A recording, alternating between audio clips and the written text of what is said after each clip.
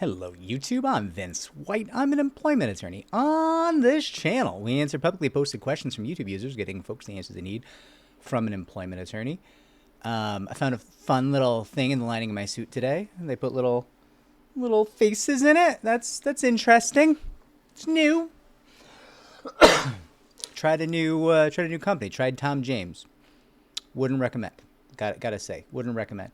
Took them a couple of years to get me my suit. It was during the pandy, so during the pandy everything was weird. I don't know if I can really blame them that much, but yeah, not thrilled.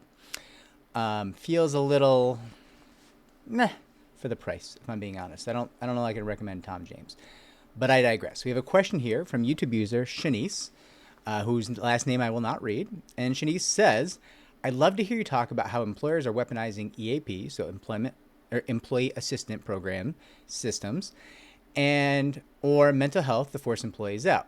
Retaliation context. Case to reference: Weiss Markets to pay $75,000.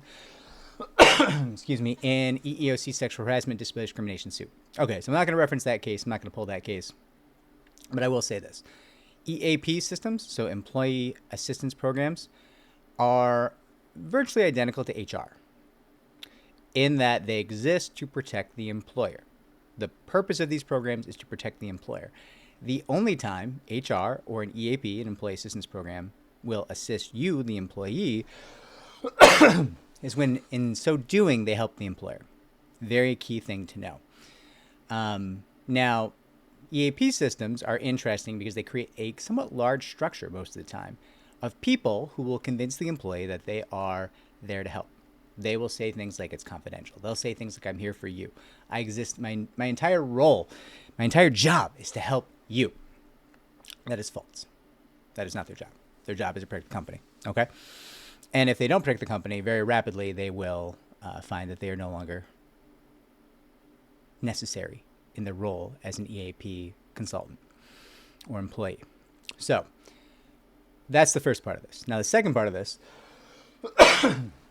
is that you mention mental health and EAP programs being used to force employees out in the context of retaliation. So listen, there's a couple different ways that I've seen that go. I've seen EAP programs give resources and help employees in a way that sort of manages them out. Like, "Hey, we should give you leave. Let's do an unpaid leave.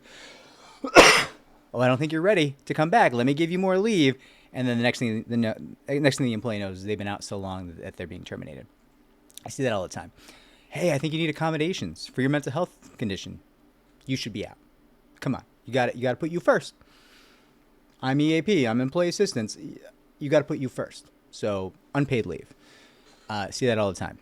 Now, that's not to say that, listen, there's a lot of situations where unpaid leave is a great accommodation for a mental health condition, but it's a double-edged sword. You're not working, you're not earning, you're not at the employer, so it's eventually going to reach an extent of leave that they're going to say, "Oh, we can get rid of you now." So that's pretty disheartening.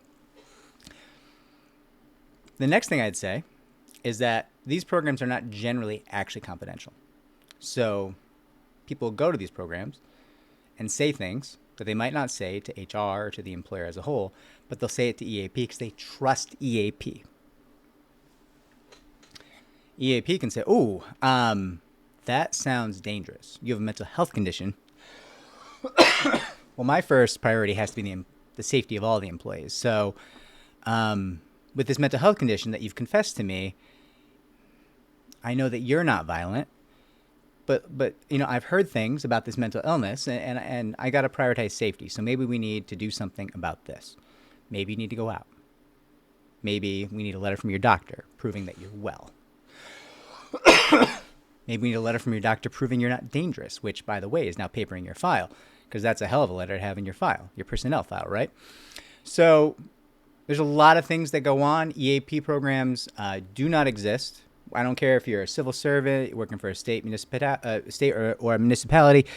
I don't care if you're working for a union gig. I don't care if you're working at will. If you have an EAP program, it is there to protect the employer. You may run into scattered, rare individuals who do put you first. That can happen. the same as HR. There are HR professionals who are saints. That happens. But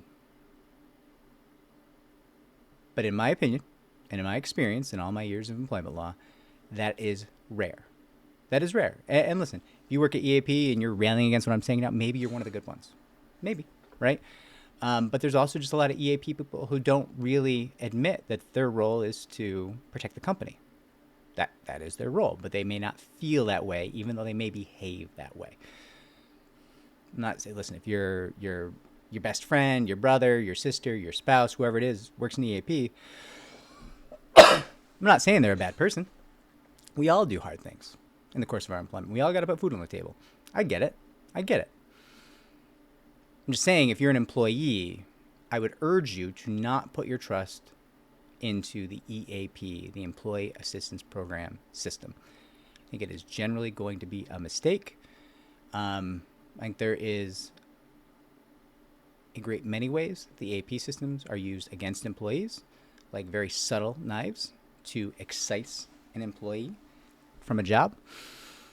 And I think that sucks.